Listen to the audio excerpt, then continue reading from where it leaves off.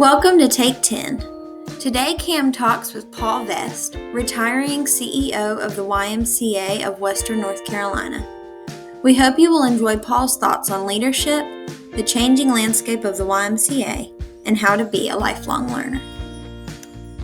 Hey, good morning. I'm Cameron Corder, and I'm here with a great friend, one of my best friends in the world, Paul Vest, soon to be retired, YMCA CEO of Asheville, North Carolina, the YMCA of Western North Carolina. We've got creative names today, but Paul, thanks for spending time with us today and sharing a little bit of your story and just advice and guidance for the future. Paul and I are both second generation. We're both proud of our fathers. Our fathers were both YMCA executives. And so, but Paul, talk about what kind of first called you into the Y, and was it a calling for you? Do you feel like your job was a calling? Yeah, Cam, and thanks for having me. And good morning, everyone. It was, I think it was a calling. I started my career actually at the advice of my dad to not get into Y work. The Y way back when was really challenged. Our national offices were in New York, and Dad was a little concerned about the future of the Y. And so I went into more recreational therapy, working with a drug and alcohol adolescent program. Spent about 2-3 years out of college doing that, and really just kind of got burned out on seeing these kids come into treatment facilities with no, it was really the challenges of some of their upbringing, communities they lived in, what that looked like, and decided I needed to be kind of on the other side of the fence. And that, I think, was the small, probably tiny voice in my head that I watched with my dad and growing up in the Y, that there was a prevention side of our work that really was, raising healthy kids. And so I started pursuing that and started my career. Left Asheville. We were in Asheville, North Carolina at that time, and went up to Connecticut, which was a big culture shock for my wife, who was born and raised just outside of Atlanta. But we were up there for 5 years and really got to see firsthand and feel the impact of that calling to be working with teens in particular that were healthy, so to speak. And all teens are kind of at risk, but this gave me an opportunity to be on the other side of the fence. And from there, it grew to 5 years there in Connecticut, 5 years in Southampton Roads, Virginia, and then the opportunity to come here to Asheville. So the calling was, I think, deep in my heart. It just had to be opened up a little bit, which was a fun experience. Yeah. 30 plus years in Asheville as the CEO. So tell quickly, I'm going off script a little bit. What are the benefits of being there 30 years? We hear so much about 7, stay 10, don't stay longer than 10. I hear a lot of stuff, but what were the benefits to you being there so long? Yeah, it's interesting. I grew up in the short tenure kind of experience. I was born in California. My dad was with the Y, and so Washington State, and then back down to California, and then New Jersey, and then Atlanta. So as a kid, I experienced that moving. Now, as a kid growing up, there was some real benefits to that, of seeing different parts of the country. Locally being here, I never would have dreamed. As a matter of fact, I remember when I was hired or offered the job, I gave the board a good 10 years. I figured if boys would get out of college and we'd move on to that next thing. It's, for me, Cam, it's been about the relationships. My dearest friends are board members and volunteers, and I've loved watching staff grow an organization internally, as well as, leaving this organization and going to other places. But I think it's all about those relationships. And I've got some just donors and some folks who just loved getting on the vision train, so to speak, and seeing this Y grow, and being part of that long term has been, I think, a real benefit. And now retiring and hearing some of the stories and some of the accolades that come with that from friends of the Y and friends who've been part of this growth and this development is really rewarding. It's just personally. Yeah. It's just, you should be proud. I know you are. You should be proud. So you do have a great legacy of staff that work for you now. Y'all do just tremendous work. I like to benchmark the stuff that y'all are doing. You've put a lot of people out into the movement that are working. So when you're looking for staff, or the staff that you've hired, give me 3 or 4 of the qualities that set those people apart, the real successful staff. What are 3 or 4 of those qualities that set people apart? This sounds kind of quirky, but the fire in the belly, a real passion for service and loving your job and loving the people you're serving. I think there's a servant leadership. We talk about that all the time. I think a lot of people just kind of dismiss it, but there's this real, and you see it in people. You see when there's this pride in who they are and what they're doing in life and what they're doing for the YMCA and the communities that they serve.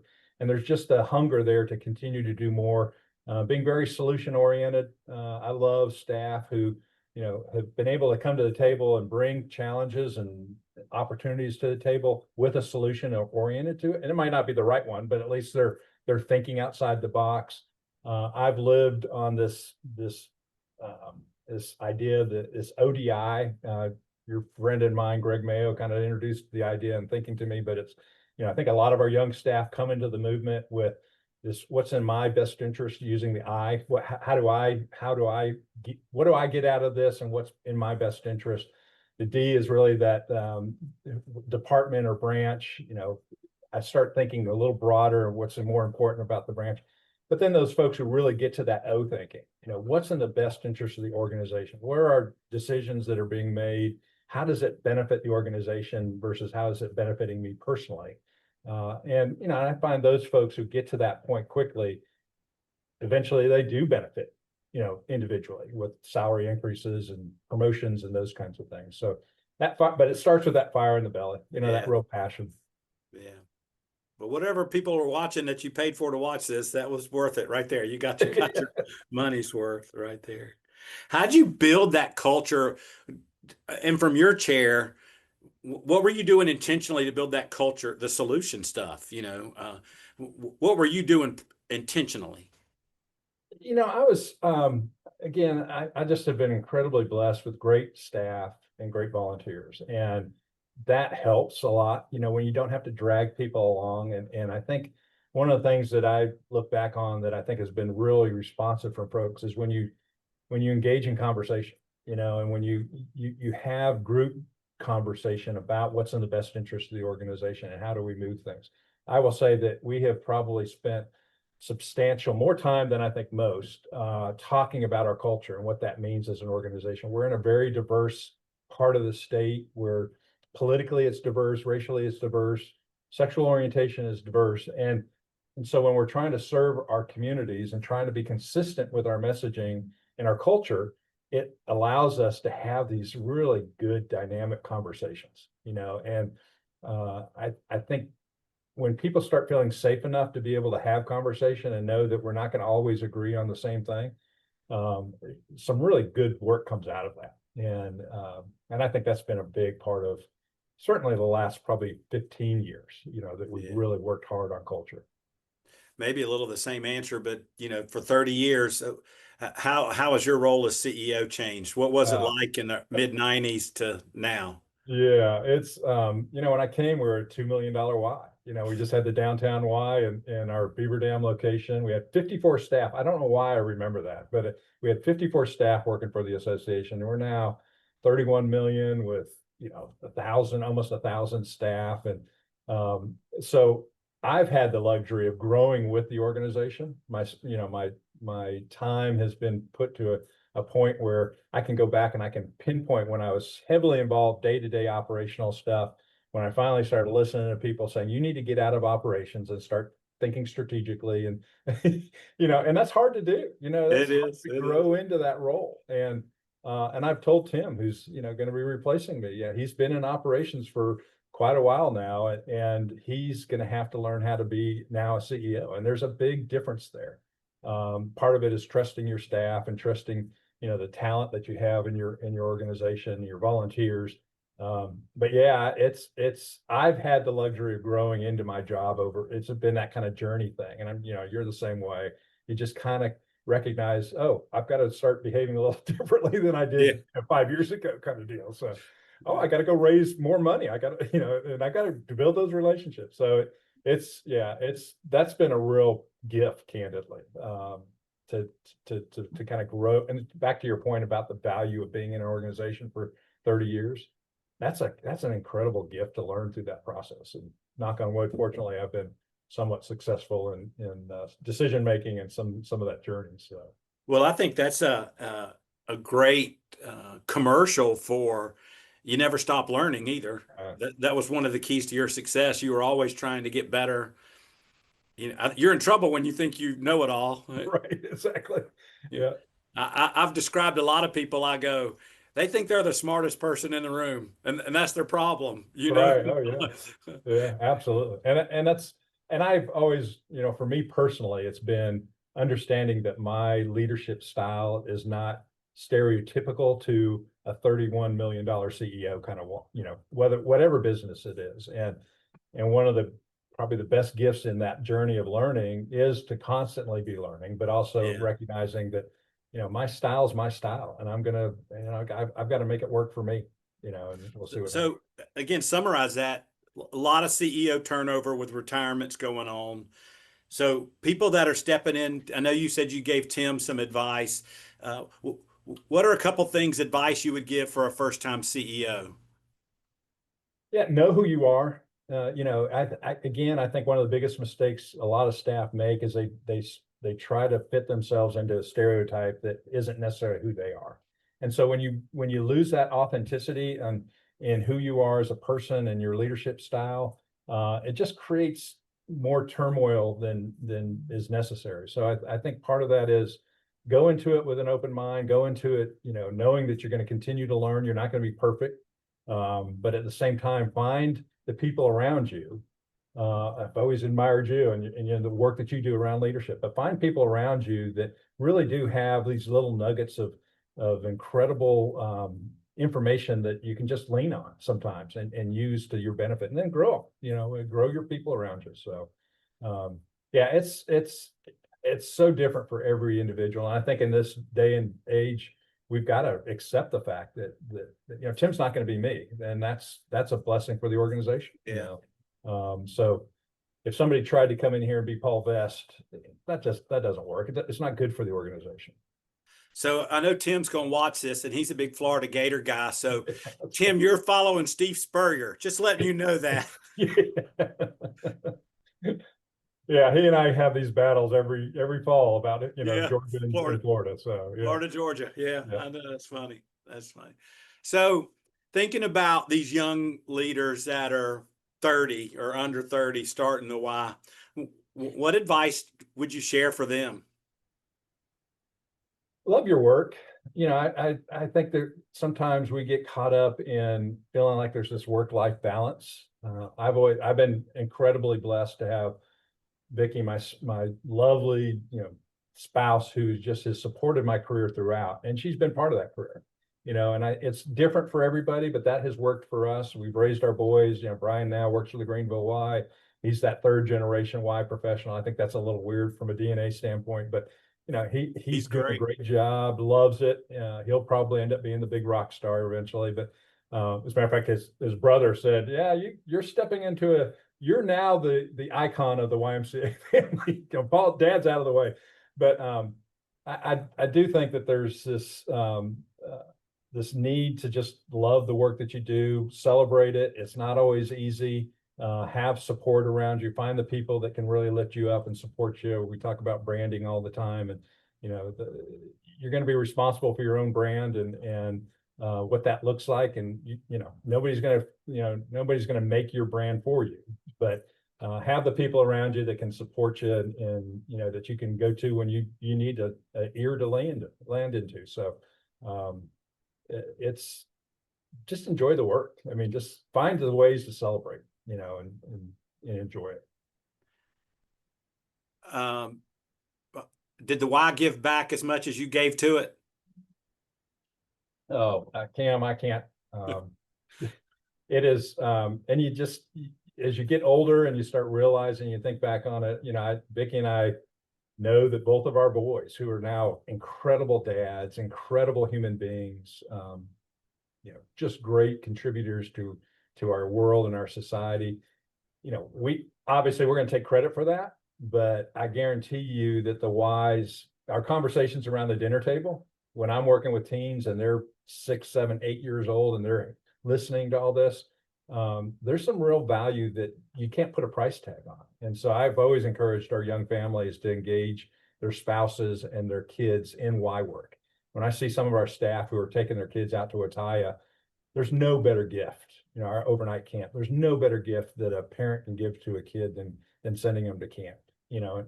It's your camp. As a program director, you're sending kids to your camp. It's part of your, and we all did it. Yeah. I'm sure your kids sat at the front desk and handed out membership cards, in the olden days. So Yeah, that's right. We get back so much more than we give. yeah. You almost have to just sit and reflect on it too. You maybe not see it in the moment. So Well, I and I'll think, say, the charitable giving too. I yeah, tell our staff all the time that, our society is changing to a point where we're not teaching our kids how to be charitable. And Vicki and I would have conversations on, we want to give to the church. We're certainly going to support the church, but we're going to support the Y, and so I think there's just so much, and it comes back. It's, it's a faith kind of thing, but it comes back on, the more you give, the more you get. And it's just, do you get that from your parents? yeah, that's been a big part of it.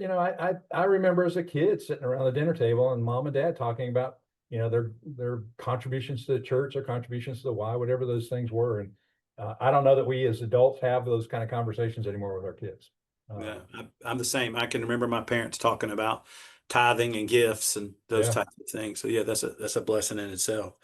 I thought it was ironic you talked about your dad early in your career, so it'd be the 80s, saying, I'm not sure the Y is a good place to work, Yeah. and I'm not sure about the future. So here we are 40 years later. What's your thoughts about the future of the movement? I think I hope we're heading in the right direction. We hit in Western North Carolina, we've been so focused on our work, and that's a great thing, but it's also sometimes negative. I want to make sure that our staff, our young staff, understand the incredible advantages of being part of a national movement. And so we've spent substantial resources sending our staff to General Assembly and some of these national programs. We just get better, I think, when we start looking at, what's Cam doing down in Shelby? What are they doing over in Charlotte? What are they doing down in, and so I think recognizing that our movement has more to offer than sometimes we give it credit for, I think is a real value. I think Suzanne, is doing some great work. It's going to take some time. I think we're going to have to be patient as an organization. But I think there's the real value is when we as an organization can come together and recognize we're going to be stronger together than we are separate. Yeah. And I feel like we're kind of on that path now, and I think National's done a good job to certainly start getting some credibility back to itself. But we've got to support that, and we've got to work towards a common goal and common good. So Who are the name? We're going to wrap up and kind of leave this. Who are some of the Y giants other than your father? I know that that's one of the great mentors for you, but who are some of the Y mentors throughout your career? Yeah. Well, obviously when my dad, and I know, but when I started my career in Connecticut, Dad was up in Philadelphia area. So everywhere I went, oh, you're Pat Best's son. You're Pat Best. I heard that a million times. And then of course, when I moved here and my parents retired down here, he started hearing, oh, you're Paul Best's dad. Kind of, mom would go to water exercise, and that's all. I said, don't tell them you're my mom. But I look back on the folks that I worked for. The most 30 years, the icons have been the volunteers for me. When I've been able to bring volunteers along and dear board chairs and folks and take them to national meetings. But staff wise, I've got to look to Tom Colligan, who was the CEO in Torrington, Connecticut when I was hired. Sandy Roberts, who hired me, really taught me a lot about a small community, New England community, what that meant, and how to be engaged in that. I mean, these are historic buildings that sit on Main Street kind of deal. And so the Y was a very different animal than it is in the Southeast. Went to Southampton Roads, Chuck Harris, Billy George, two icons, and just helping me understand what it means to grow a Y and to be part of a bigger vision and for yourself and for the organization. Then I think back, even before I got into Y work, the first connection probably outside of my family, my dad, Clark Baker. When Vicki and I got married and moved to Chattanooga, Clark was the CEO of the Chattanooga Y, talking about going way back. And my dad made a call, said, my son's moving up there. It'd be nice if you could, treat him to breakfast or something. We went to Shoney's, the all you can eat food the bar, buffet bar, sat there. And then he and his number two person, I can't remember her name. They drove us around for a couple hours showing us Chattanooga. And I remember just being moved by the time and the energy and the interest that Clark at that point in time, he was a busy guy, he didn't have to do that, took in us. And it's, granted, Dad helped make the call, but at the same time, he could have taken us to breakfast and said, see ya, but he was, and he's followed my career ever since. So there's a number of folks throughout the movement that just these little connections have been so important to me personally and professionally, which is nice. Yeah, that's a great lesson right there too. Rick Caleb's has a similar story of somebody spending time with him early in his Y career. But Paul, I know you're proud. We did a great job. Your Y did a great job celebrating you a week or so ago at your retirement party, and then you've got a lot of admirers. I appreciate our friendship, personal friendship with you and Vicky. I know we'll get to find ways to stay in contact. You're always welcome. We have our meeting in the fall. Now you can come free every year. Yeah. and enjoy and relax with us. I hope you'll continue to come back. But we love you and we appreciate you. And thanks for all you've done, not just for your Y, but for the movement. The State Alliance in North Carolina, you've chaired that and you've been a part of that. But also, you've been a part of a lot of national work too. And so we appreciate you. Well, thank you, Cam. And I appreciate you, and you and I do go way back. I remember when I first came here, and that Cam guy, his dad was with the Y, and I remember going down and seeing your Y when you were in that little storefront, Yeah. and it just so the connection is certainly respected on both sides, and love you and appreciate all you do, and you've been a great asset for our state and for certainly Cleveland County and surroundings. So. Just keep your service area out of Western North Carolina. We'll be okay. Yeah, we'll be a branch for Tim here pretty soon, I think. But thanks for watching. Share this with people. Talk about some of the things that Paul shared, and let's help each other love the Y, love the job, and to lead with love. So again, Paul, thank you, and thank everybody for listening. Thank you.